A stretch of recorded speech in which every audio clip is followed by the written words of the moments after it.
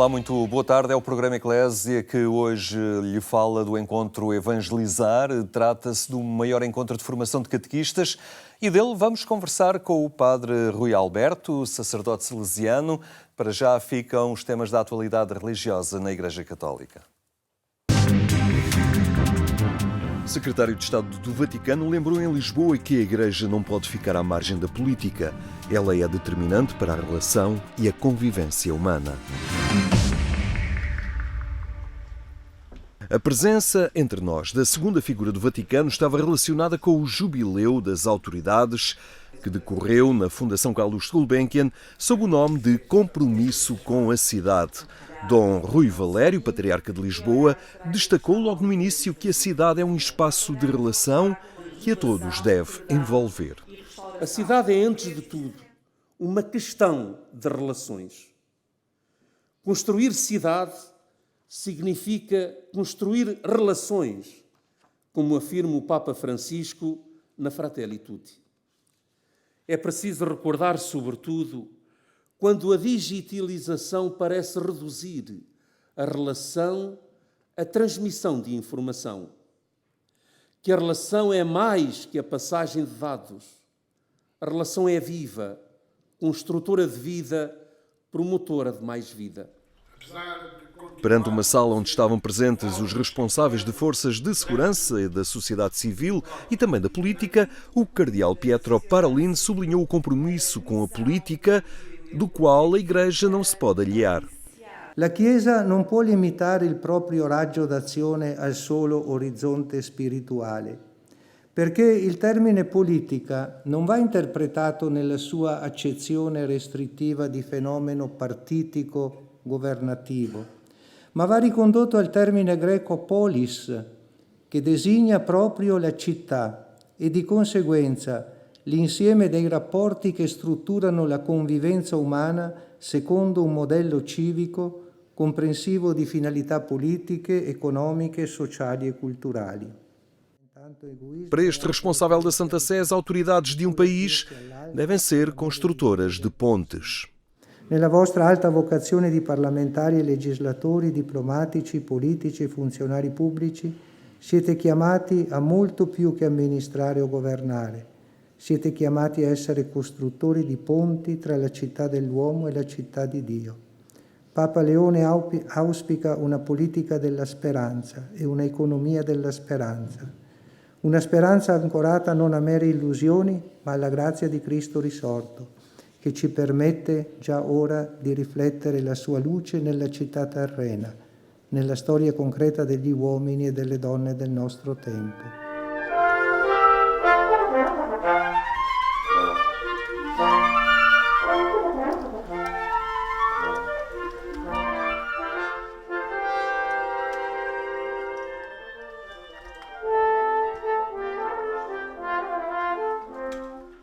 O Presidente da República encerrou a sessão afirmando que é tempo de reafirmar a esperança.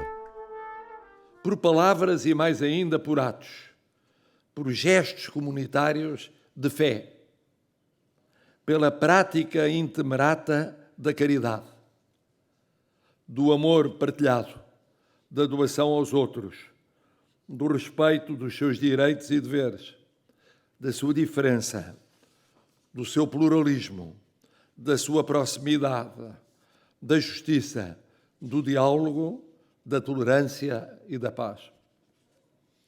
Esperança com fé.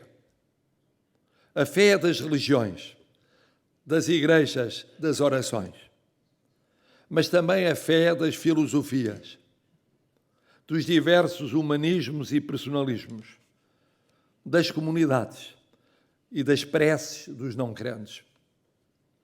Esperança com caridade, ou seja, com amor, com serviço, com doação, com partilha com todos.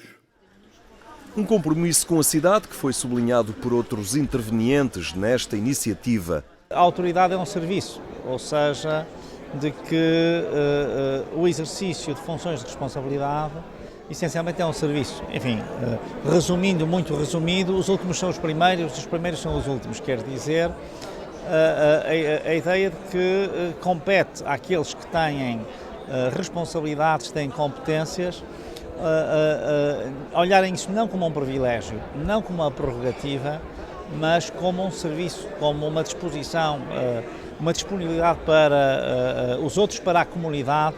Eu diria que se há uma área que nos tem que unir é a saúde e sobretudo numa visão que é a seguinte, na saúde há aqueles que têm acesso e que mesmo que possa haver uma outra reclamação, conseguem ver o seu direito concretizado e a sua dignidade respeitada, e há aqueles que não conseguem ter acesso. E esses que não conseguem ter acesso são aqueles que sentem a indiferença do sistema. E se nós não trabalharmos, e a mim cabe-me trabalhar todos os dias para garantir que esses que não têm acesso têm que ter acesso, aí nós criamos de facto rupturas na nossa sociedade e não podemos permitir que isso aconteça. Estar aqui também me dá força para conseguir continuar este caminho. É isso que alimenta a resiliência da cidadã que um dia se disponibilizou para ser Ministra da Saúde? Definitivamente sim. Este jubileu quis envolver as principais figuras do Estado e sublinhar a construção do bem comum a que todos estão chamados. O que nós queremos, sim, é que as determinações que partem do Evangelho sejam traduzidas em propostas concretas de ação de caráter político, social e económico.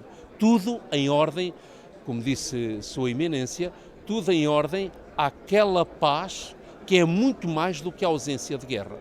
É uma paz de promoção do ser humano, é uma paz de promoção da justiça, é uma paz de implementação dos direitos fundamentais do ser humano, é uma paz em que o mundo, ele fez esta citação, o mundo, cidade do homem, se configura cada vez mais com a cidade de Deus.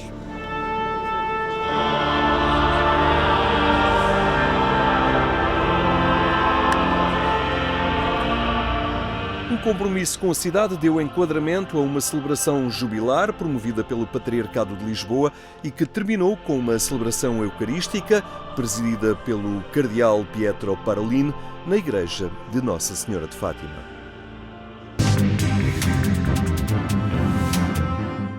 O secretário de Estado do Vaticano esteve em Portugal com mensagens para o país e o mundo.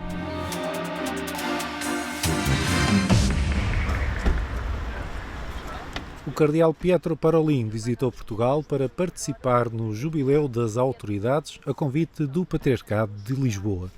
Depois da homenagem às vítimas do acidente no Elevador da Glória, o secretário de Estado do Vaticano teve a oportunidade para deixar mensagens em defesa do diálogo, da negociação e da paz. Tutto quello che sta succedendo sta aumentando l'odio fra le parti. E quando non c'è un minimo di fiducia, un minimo, come dire, di apertura nei confronti dell'altro, diventa tutto molto più difficile. Io penso per esempio a questi bambini di Gaza, ecco, che vivono questa situazione inumana. Come potranno pensare in termini di pace e di rispetto anche di Israele, di rispetto del popolo ebreo, eccetera. Ecco, quando hanno fatto queste esperienze così traumatiche, ecco, bisogna evitare appunto di creare queste situazioni che poi diventano insolubili. Ecco. A doutrina social da Igreja coloca a defesa da pessoa humana no centro de todas as políticas, uma certeza que se alarga à questão migratória, com novos desafios para os países europeus, incluindo Portugal. Quello che si deve fare è soprattutto cercare di mutare la mentalità che oggi purtroppo diventa prevalente, che è quella del rifiuto. Ecco, cercare di entrare in una dinamica di accoglienza. Poi, a partire da questa dinamica positiva, ecco, anche perché i nostri paesi europei hanno bisogno della migrazione, allora poi affrontare i singoli problemi, per esempio quello della migrazione illegale, che è un problema, e che va affrontato, appunto quello della ricerca di mezzi legali, ecco, per quello dell'integrazione, il grande tema dell'integrazione. Ma ecco, non essere semplicisti, io direi così, non essere semplicisti nell'approccio al tema delle migrazioni, che, ripeto, è un tema molto complesso.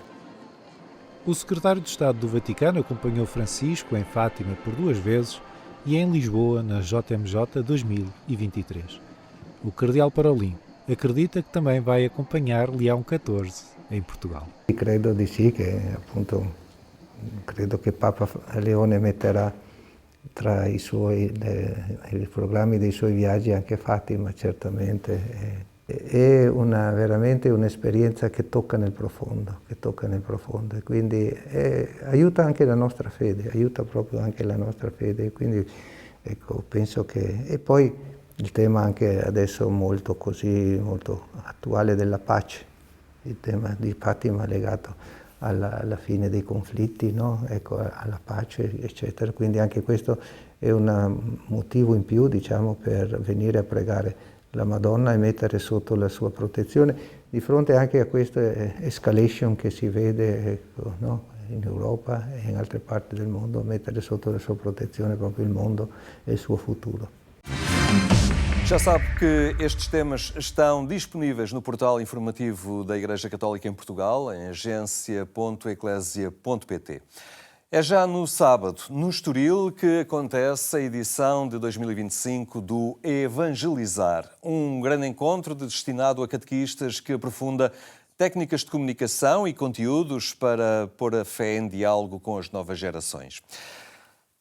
Padre Rui Alberto, temos aí uma nova edição, é já no próximo sábado, agora aqui no Estoril, começamos por aqui. Há já um percurso sólido, ao fim e ao cabo, desta aposta das edições salesianas e também da Fundação Salesianos. Sentem, ao fim e ao cabo, e por isso também esta continuidade, que há a necessidade de formação e de formação a olhar as novas realidades, os novos desafios que continuamente vão surgindo àqueles que trabalham a transmissão da fé. Sim, a formação é uma constante. Estava aqui a recordar-me, nós começamos com esta experiência já há 18 anos. Esta é a 15ª edição, porque mais pandemia para aqui e para acolá, pronto, houve assim uns interregnos e não contabilizamos aquelas experiências online que fizemos. Mas no fundo é isso. Queremos formação. Os catequistas, a gente que está envolvida na educação cristã, percebe que precisa de formação, sente alguma desafecção às propostas existentes. Isto é, entre a procura e a oferta, há aqui alguma dificuldade de encaixe. E esta proposta que nós temos feito no Evangelizar, com uma oferta ampla daquilo que nós chamamos de workshops, isto é, espaços pequenos para aprofundar, enfim, saberes mais parcelares, procura ser abrangente. Porquê? Porque ao haver um amplo leque de ofertas, não é? Cada um, em função das suas necessidades, dos seus interesses, ou das necessidades da comunidade de onde vem, diz, olha, se calhar agora vou participar neste, quero aprofundar aquilo, olha, aquela outra não é bem a minha área, não é bem a minha onda, mas gostava de me deixar estimular por aquilo. E as pessoas pareciam bastante com agrado, não é? E que amplo leque de ofertas são estas? Bem, este ano, nas 3 edições, porque vamos ter agora 20 de setembro uma edição aqui no Estoril e vamos fazer 2 edições no Porto, a 4 e 5 de outubro, nós teremos ao todo 36 workshops diferentes, não é? Vamos lá ver, aquela área das expressões, do como fazer, de como comunicar a fé, domina. Mas há também uma dimensão mais experiencial, de aprofundamento de conteúdos. Mas mesmo essa, quando se trata de aprofundar conteúdos, sempre nesta perspectiva de, pronto, mas isto depois, com as crianças, os adolescentes, com os pais de hoje, como é que isto se propõe, se implementa numa prática educativa consistente e criativa? É basicamente, há uma originalidade, não é? Inteligência artificial e no uso da catequese, aquelas questões das expressões, mas é sempre, não estamos só nas modas, também temos expressão corporal, se for o caso, não é? Também temos práticas tradicionais, como a adoração ao Santíssimo, com públicos diferentes, enfim, há um abanico grande, não é?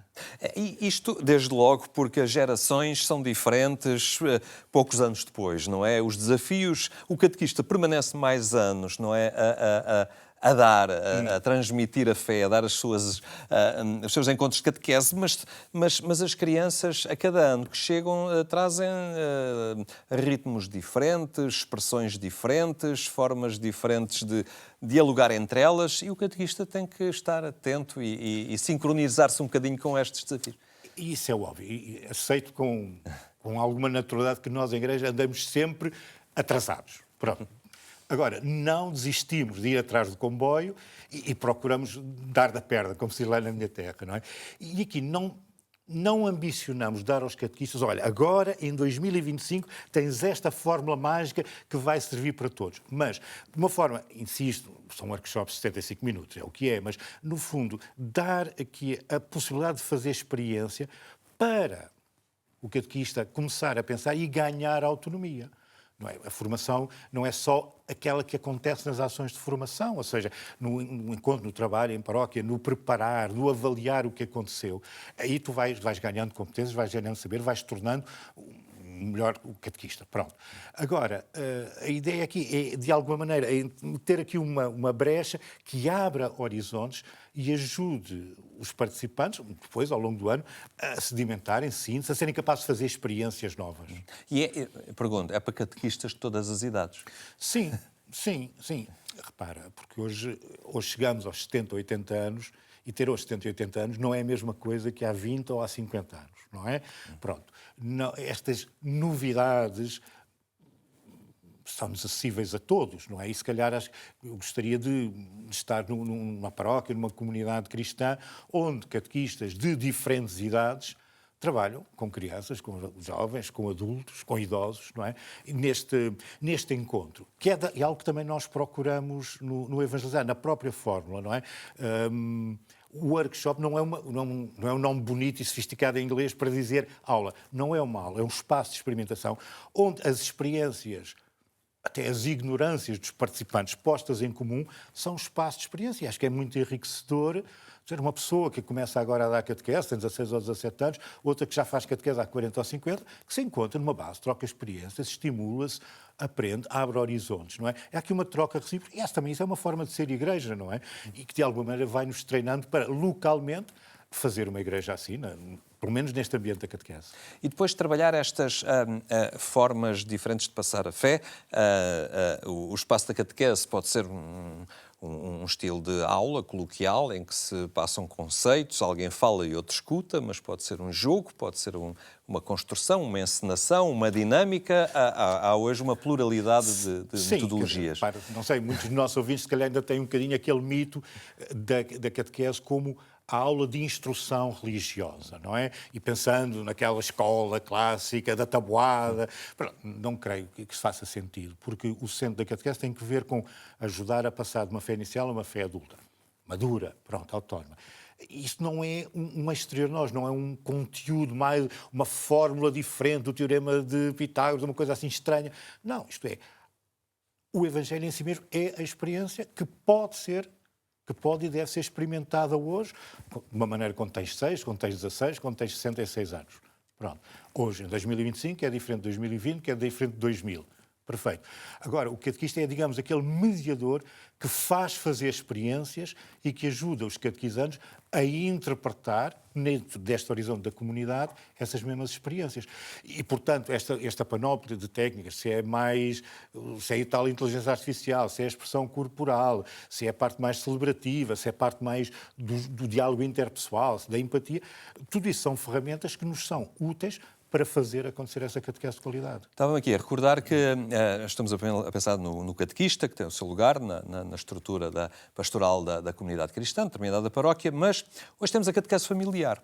Portanto, o Evangelizar também, imagino, também pode aceitar pais, famílias que se queiram inscrever no sentido de trabalhar com os filhos a transmissão da fé. Não é? É evidente, não é? Finalmente vamos recuperando, depois de quase 50, quase 70 anos, aquela noção que apareceu a seguir ao Vaticano II da família como igreja doméstica, não é? Que não se feche em si própria, que se abra a outras realidades. Mas há muitas famílias que são particularmente ativas e criativas em passar às novas gerações.